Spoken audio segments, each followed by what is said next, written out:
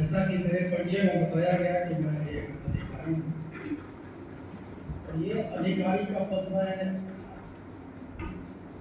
संशोधित कर रहा हूँ या उस पद की गरिमा को समाप्त कर रहा हूँ या मलिन कर रहा हूँ, ये तो समय लोग बताएंगे या समय।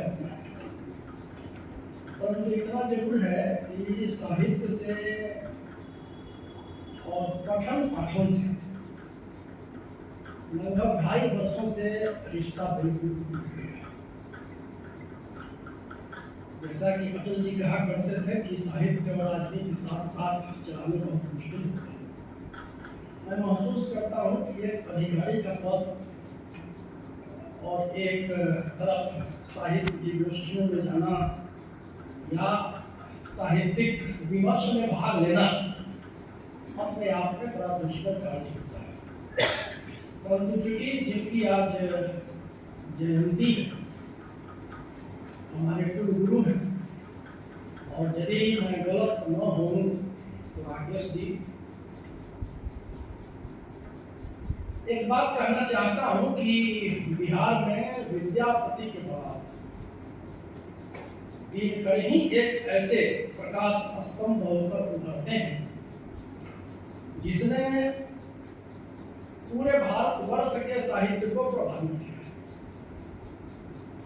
और वो भी अधिकारी थे।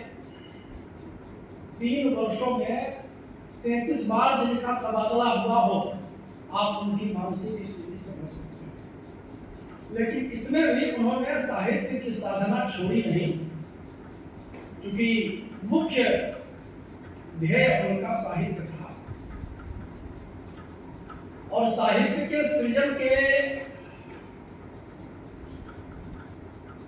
उद्देश्य क्या हो सकते हैं, हमारा समाज कैसा हो, ये वो साहित्य के माध्यम से बताना चाहते।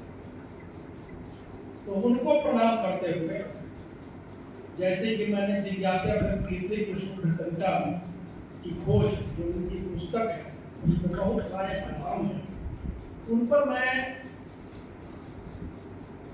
आपके साथ कुछ बातें साझा करूंगा। तो पूरी ईमानदारी के साथ कहता हूँ कि यह पुस्तक जिस रूप में प्रमोद बाबू ने मेरे पास भिजवाई थी, वो उसी रूप में है। एक बार जिन सज्जन ने मुझे ये पुस्तक दी, सिर्फ मैंने उसको उलट कर देखा था, तो हमने क्योंकि उसी में तो लिखा है गृह का रचनामा जंजाला, यहाँ विश्वविद्यालय का रचनामा जंजाला, स्थिति। परंतु जैसे कि चर्चा निकली है तो शुद्ध कविता, क्योंकि हमारे बीच में हमारे राष्ट्रीय ख्याति के एक कवि है, तो इनके सामने में कविता के ऊपर कुछ भी कहना मेरे जैसे व्यक्ति के लिए धृष्टता ही होगी। लेकिन छात्र की धृष्टता को भी कभी कभी गुरुजन क्षमा कर देते हैं। इसी के साथ मैं शुरुआत करना चाहता हूं कि शुद्ध कविता आखिर क्या हो सकती, और यदि वो कविता जो शुद्ध नहीं है उसका नामकरण हम क्या अशुद्ध कविता करते हैं। क्योंकि हमारे यहाँ एक प्रोफेसर साहब थे, वो वॉवेल्स पढ़ाते थे। तो वॉवेल्स प्योर वॉवेल्स होते हैं, डिफथॉर्म्स होते हैं। 12 प्योर वॉवेल्स हैं, 8 डिफथॉर्म्स हैं। डिफथॉर्म्स से कहते हैं कि 2 वॉवेल मिलकर एक। तो उन्होंने ब्लैक बोर्ड पर लिख दिया इम्प्योर वॉवेल्स। वहां लिंग्विस्टिक्स के एक विद्वान कॉरिडोर से गुजर रहे थे, नजर पड़ गई ब्लैक बोर्ड पर, उन्होंने कहा कि किसने लिखा है इम्प्योर वॉवेल्स। ये कहाँ है, शब्द कहाँ है? तो कहीं शब्द था नहीं, इम्प्योर शब्द ही गलत है। उसी तरीके से ये शुद्ध कविता और स्वदेश्य कविता, उसे अशुद्ध न कहेंगे, स्वदेश्य कविता कहेंगे या उद्देश्य परक कविता। तो आप देखें कि इस पर विदेशों में या अंग्रेजी साहित्य में मंथन कैसे चलता है। अंग्रेजी साहित्य आप सभी जानते हैं, जितने वर्षों का साहित्य पुराना है अंग्रेजी, उतना ही पुराना या कहें कि उससे ज्यादा पुराना हिंदी साहित्य। हिंदी साहित्य की शुरुआत लोग तुर्की या दासों से मानते हैं अमूमन, और 64 से वहां के साहित्य की शुरुआत मानते हैं 1300 और 1400 के बीच में 64 साल। उन्हीं के कालखंड में लैंगलैंड हुए थे, उन्होंने समाज के यथार्थ पक्ष को सामने रखा और चौसर ने कहानियों के माध्यम से अपनी बातें रखी। कहानियों के माध्यम से उन्होंने अपनी बात रखी। ये परंपरा उनकी बिल्कुल बौद्ध साहित्य में जो गौतम बुद्ध के जातक 150 जन्मों की कथाएं हैं, एक कहानी कहते हैं और उसके नीचे वो सात तत्व, जैसे पंचतंत्र की हर एक कहानी अपने आप में एक उद्देश्य को लेकर, एक उपदेश को लेकर आती है। तो डॉक्टर जॉनसन हुए हैं एक बहुत बड़े विचारक, उन्होंने इस पर ध्यान दिया, कहा कि आखिर कविता क्या होनी चाहिए। उन्होंने देखा कि भाई यहाँ निरुद्देश्य तो कुछ भी नहीं है, हर चीज का एक उद्देश्य है। यदि ईश्वर ने जगत की रचना की तो उद्देश्य था। गॉड ने 6 दिनों में जब संसार की रचना की तो उनका भी उद्देश्य, एडम और ईव को स्वर्ग से निकाला गया, उसका भी एक उद्देश्य। तो उद्देश्य तो यहाँ कुछ भी होता नहीं। तो उन्होंने ध्यान दिया कि राइटिंग का आखिर पर्पस क्या है। उन्होंने लिखा कि purpose of every writing is to instruct। चाहे वो प्रोज हो, पोएट्री हो, कुछ भी हो, the purpose of every writing is to instruct, and the purpose of poetry is to instruct by pleasing।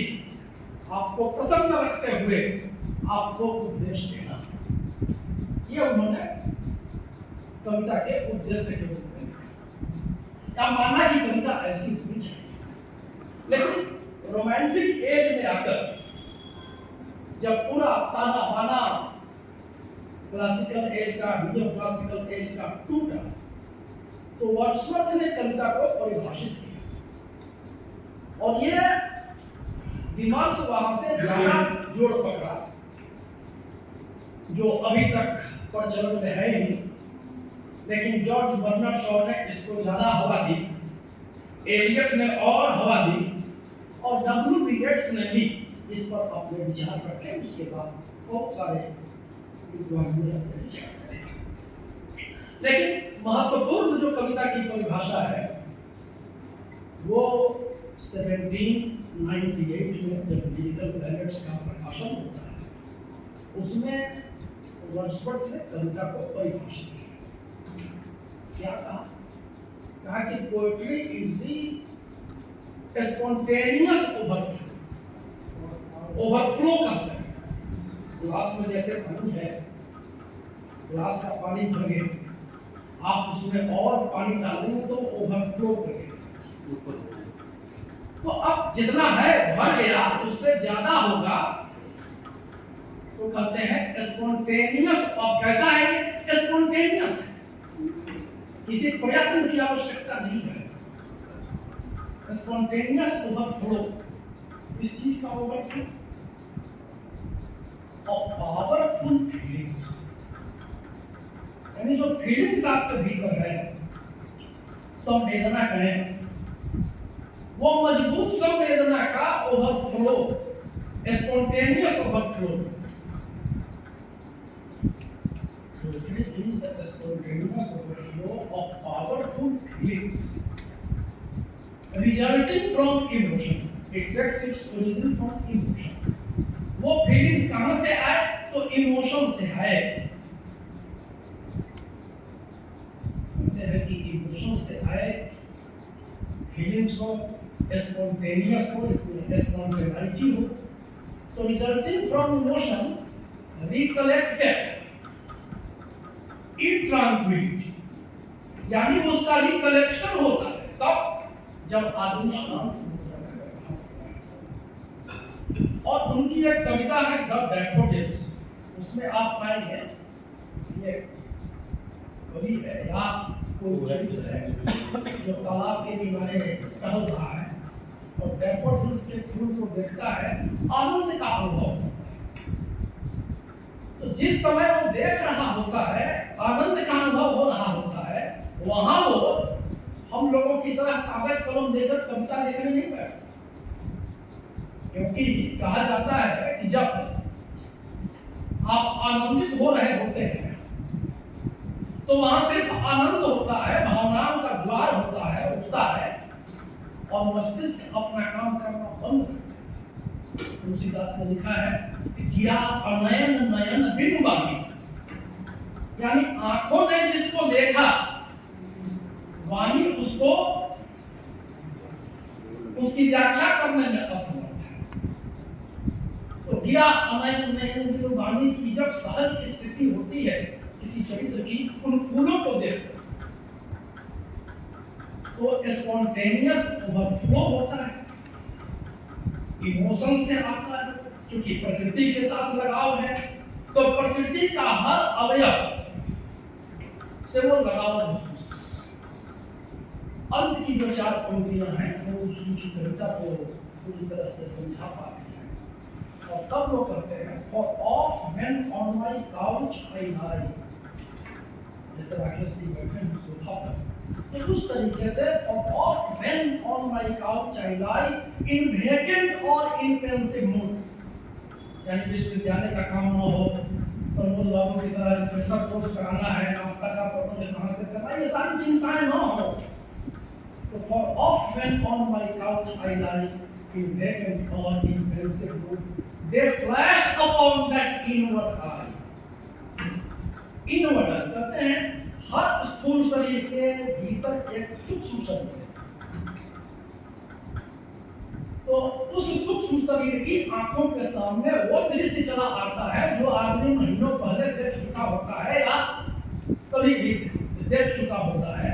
और तब कहते हैं, and then my heart with pleasure fills and dances with the darkness. तो अब इस पूरी कविता को आप जब देखेंगे तो वो कविता है और वो शुद्ध, उसका काम सिर्फ जो व्यक्ति को अपने आनंद की अनुभूति हुई उसको आपने कहा, आपको भी यदि थोड़ी सी भी अनुभूति हुई तो कविता की सफलता है। और दिनकर जी भी मानते हैं कि शुद्ध कविता भी यही है। अब शुद्ध कविता जो होगी उसमें कोई दर्शन शास्त्र नहीं होगा, कोई फिलॉसफी नहीं होगी कि ब्रह्म सत्यम जगत मिथ्या, ये फिलॉसफी नहीं होगी। ना ही कोई उपदेश होगा कि जा सुराज प्रिय प्रजा पुखारी सो नृप अवश्य रख अधिकारी, ऐसा भी उपदेश नहीं होगा, बल्कि वहां से वो बिल्कुल अलग होगा। वर्ड्सवर्थ के ही समय में एक दूसरे कवि हुए एसटी कॉलेज, वो कहते हैं कि पोएट्री इज डिवाइन, यानी कविता क्या है? तो इस संसार से परे वो हमको जो ले जाते हैं, आत्मिक क्या कहें, पारलौकिक में जो हमको ले जाता है वही। साथ साथ ये भी वो कहते हैं कि you cannot write the poetry that you want, but the poetry that is within you, यानी जो तुम चाहते हो कविता लिखना, चाह कर कविता नहीं लिख सकते।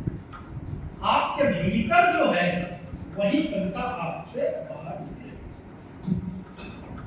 हमारे यहाँ ने कहा, कबीर मनीषी परिभू स्वयंभू, ये लोग जन्म ले लेते हैं, जन्म दिए नहीं जा सकते। यानी ठोक बजाकर कोई चाहे कि हम कवि बन जाए, कुछ शब्दों को इकट्ठा कर लें, उनको एक साथ सजा दें, इससे कोई कवि नहीं। कविता जन्मजात है, तो कहते हैं इनहेरेंट। तो कॉलोनीज का ये विचार है। अब जॉन किट्स आते हैं, उनके सामने भी यह समस्या है कि क्या कविता का उद्देश्य हो या कविता का कोई उद्देश्य हो।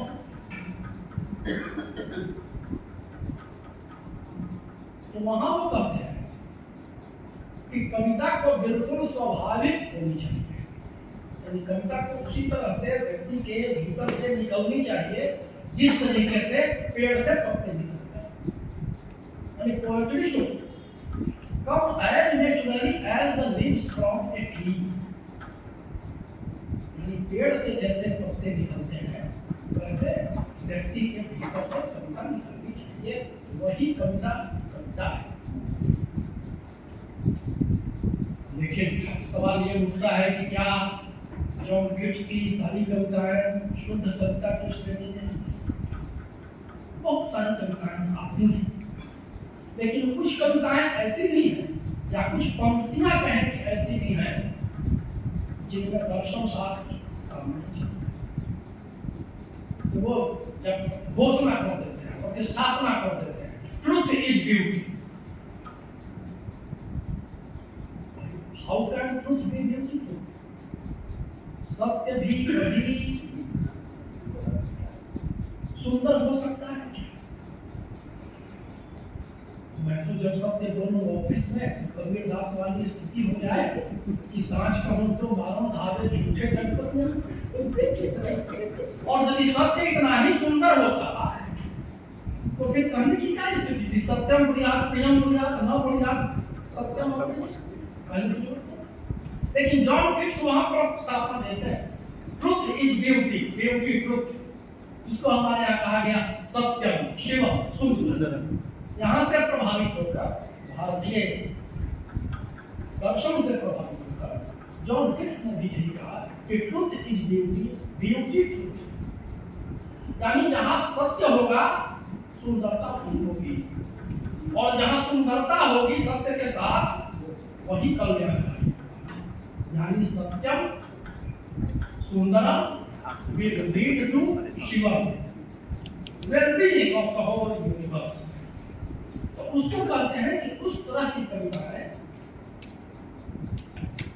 देश की क्षेत्र की परिधि को पार करके सर्वव्यापक है।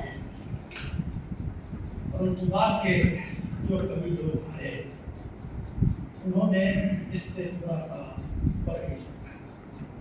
एक परिभाषा में वर्ड्सवर्थ की है कि वो spontaneous overflow of powerful feelings का कविता का प्रकाश, और टीएस एलियट 1917 में आकर tradition and the individual talent, संभवतः पाश्चात्य साहित्य या पाश्चात्य आलोचना का सिद्धांत आप पढ़ेंगे तो उसमें इस देश का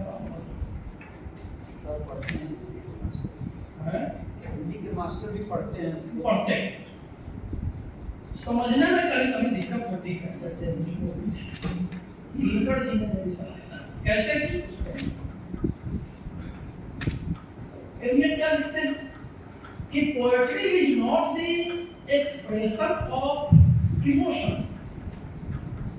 but an escape from the emotion. Poetry is not an expression of personality but an escape from personality. उससे एस्केप, उससे हट जाना, वो कविता। जब तक मैंने शुद्ध कविता की खोज नहीं की थी और विद्वानों से सुनता था कि व्यक्तित्व, लोग कहते हैं पुराने संगठन का लक्ष्य क्या है, तो कहते हैं व्यक्ति निर्माण होना। अरे व्यक्तित्व निर्मित होकर आया ही है धरती पर, आप क्या व्यक्ति का निर्माण करेंगे? तो कहते हैं व्यक्तित्व का निर्माण। दिनकर जी ने मेरे ग्रंथ को गुरु दिए। मैं यही समझता था कि व्यक्ति जन्म लेता है, तो जैसा कि पाश्चात्य विचारक कहते हैं कि man is an animal, social act, यानी मनुष्य में और जानवर में कोई भेद नहीं है, सिर्फ इतना कि यह जानवर जिसे हम मनुष्य कहते हैं उसका समाजीकरण हो गया, सोशल एक्ट। समाजीकरण का मतलब उसने समाज की मान्यताओं को अपना लिया है, यानी उसके व्यक्तित्व का निर्माण हो गया। उसने पढ़ाई लिखाई की है, उसने धर्म ग्रंथों को पढ़ा है, उसने कानून को पढ़ा है, संविधान को पढ़ा है, तो उसका दिनकर जी का व्यक्ति के साथ ही व्यक्तित्व जुड़ा हुआ है, इसलिए वो प्राकृतिक अवस्था है। और एलियट भी पर्सनालिटी को इसी सेंस में लेते हैं। तब कहें कि तो समाज जिसका निर्माण करता है, संविधान जिसका निर्माण करता है, आचार्य शिक्षक जिसका निर्माण करते हैं, ये अच्छा है, ये बुरा है, मातृदेवो भव, पितृदेवो भव, आचार्य देवो भव की जब बात करते हैं तो ये व्यक्ति को सिखाते हैं, ये तुम्हारे पिता हैं, ये पिता तुल्य हैं, यानी इनका सम्मान करो। तो धर्म ग्रंथों के लोग, धार्मिक लोग बताते हैं कि देखो 4 चीजों में भेद कभी मत करना, भक्ति, भक्त, भगवंत, गुरु, चतुर्नाम बहु। चाहे वो भक्त हो, भगवान हो, या ग्रंथ हो, तो भक्त, भक्त, भगवंत या गुरु, ये चारों को समान समझो। चारों को समान समझने में समय भी लगता है, परेशानी भी होती है, लेकिन व्यक्ति जब समझ जाता है, दिनकर जी कहते हैं, उस अवस्था को चरित्र निर्माण की अवस्था।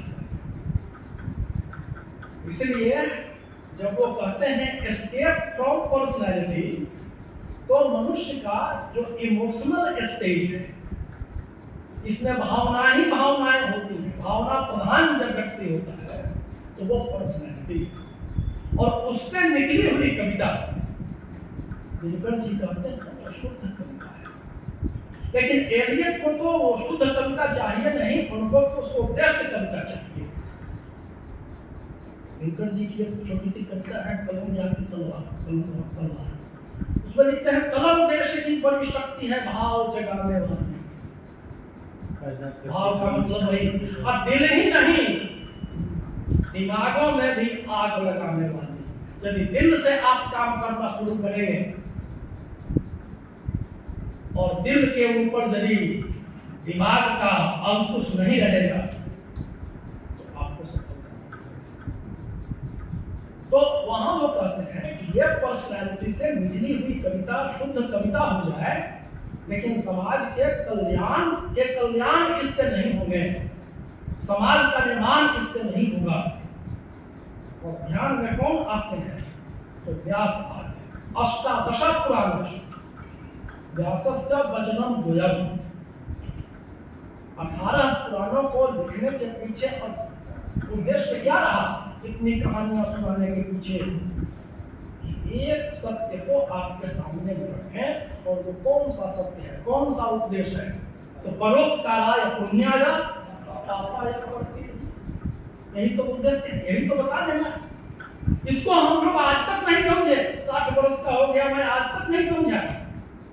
बापू ने कहा, अभी सर ने जो अपना पेपर प्रस्तुत किया, उसमें प्रस्तुत किया कि राम का व्यक्तित्व कितना विशाल है। राम साहित्य के बाद आप देखेंगे आजादी के कालखंड में, जब 1920 से लेकर के और 1947 तक गांधी जी का वर्चस्व राजनीति में रहता है, तो चाहे वो आसाम का साहित्य हो, चाहे बिहार का साहित्य हो, उत्तर प्रदेश का हो, मध्य प्रदेश का हो, राजस्थान का हो, गुजरात का हो, आप चले जाएं दक्षिण भारत में जितनी भी अंग्रेजी और वहाँ की स्थानीय भाषाओं में जो कविताएं, जो साहित्य लिखे गए, गांधी का, इसलिए वो राष्ट्रव्यापी चले। और इसलिए गांधी गांधी नहीं है क्योंकि वो कांग्रेस के थे, फलाने के बेटे थे, अचिनाने के बेटे थे, वो अपने कर्म के बल पर थे। राम भी अपने कर्म के बल पर थे। इसीलिए राम के सामने में पूरे रघुकुल का इतिहास धूमिल पड़ जाता है। राम वहां सबके सामने इस तरीके से तो यानी राम ने अपने व्यक्तित्व को चरित्र में ढाला था, क्या करना है, नहीं करना है, इसका ध्यान हमेशा रखा था। हर कदम पर सावधान नजर आते।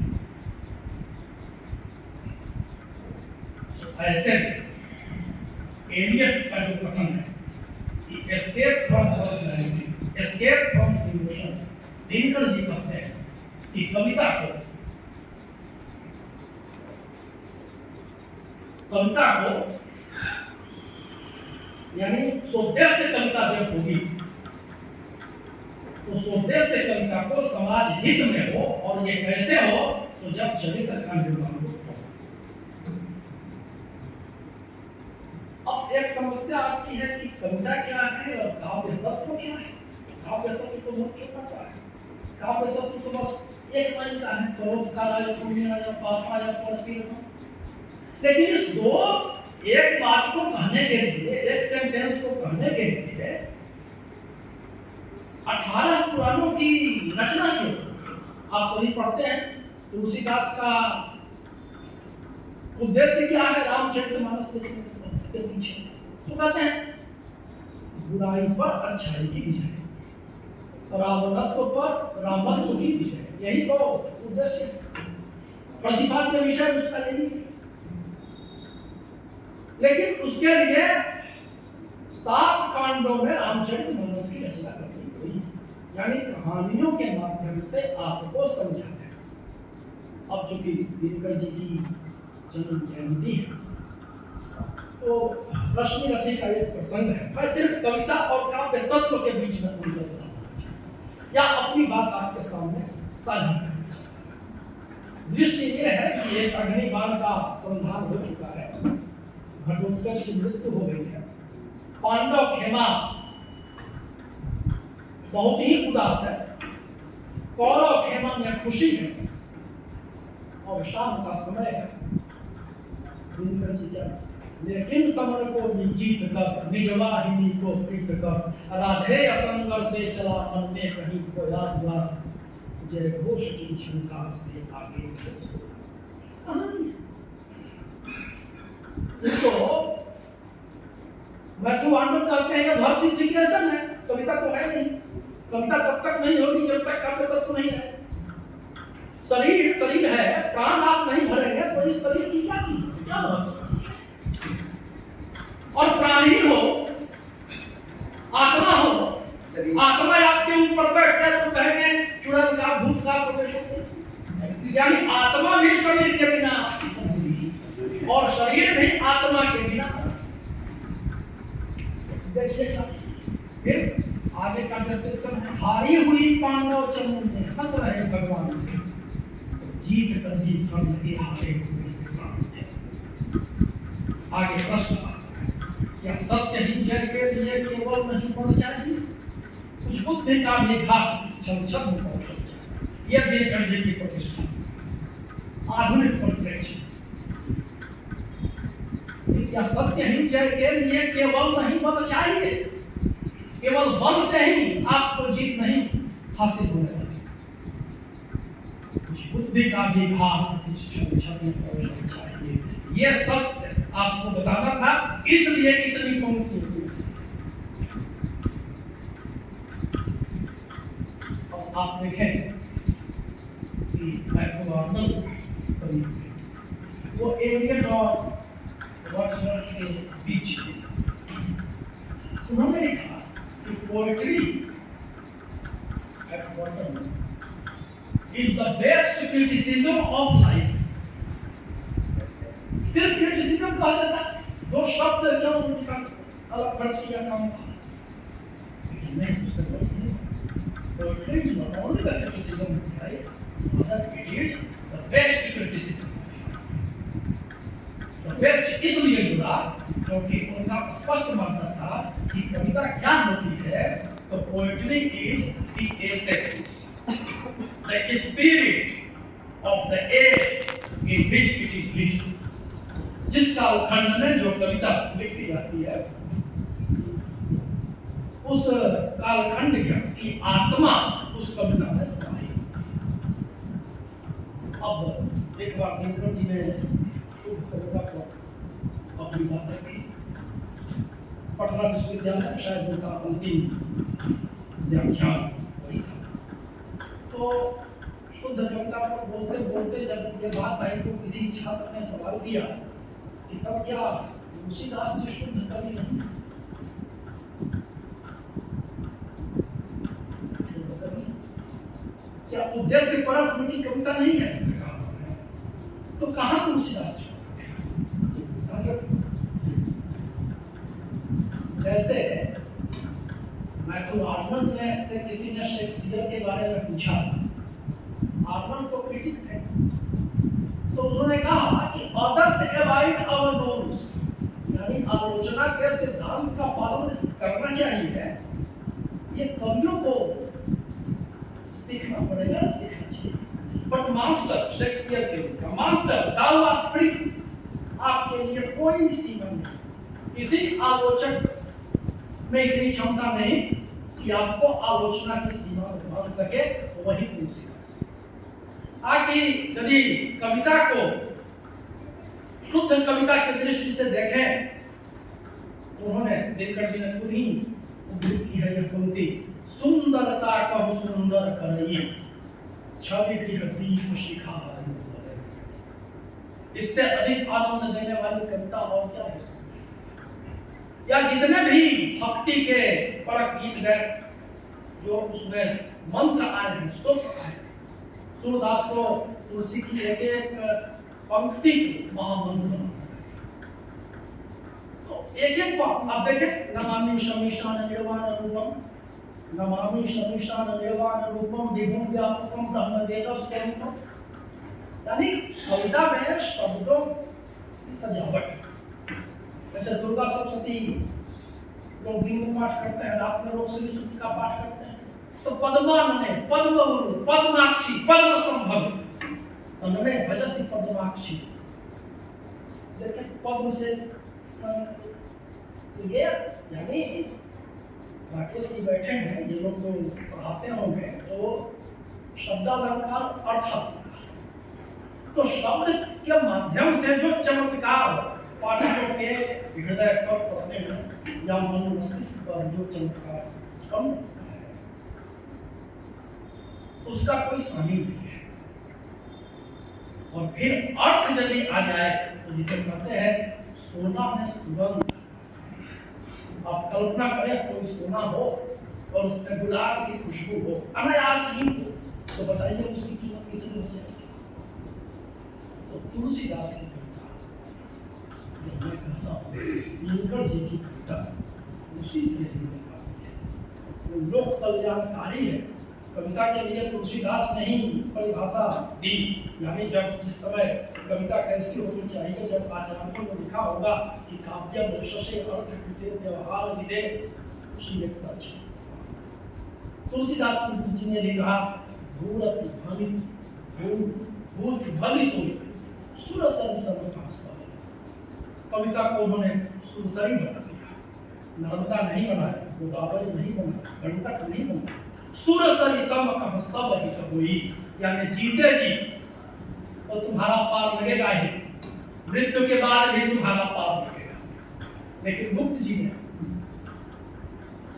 सरजू के महत्व को बढ़ाया और कहा गंगा और सरजू की तुलना किसी तरह को सुना, मुझे सुधार नहीं मिली, और यह सुरसरी कहाँ सरजू कहाँ, वह मर्मों को मात्र पार उतारती, यह यहीं से जीवितों को तारती। इसीलिए सरजू नदी का बड़ा महत्व है। आप जिसके किनारे पर भगवान राम खुद खेले हों, जिस नदी में उन्होंने इस भौतिक शरीर का त्याग किया हो, तो कविता पर ये भाव आते हैं। लेकिन दिनकर जी की जो पुस्तक है शुद्ध कविता की खोज, ये आप पढ़ेंगे तो सिर्फ यही नहीं है, कवि का धर्म भी उन्होंने बताया, और इतने सारे जो बाद आए दिनकर जी तक जितने बाद थे, सबों को उन्होंने उसमें पिरो लिया है। तो ऐसा लगता है कि दिनकर जी के ऐसा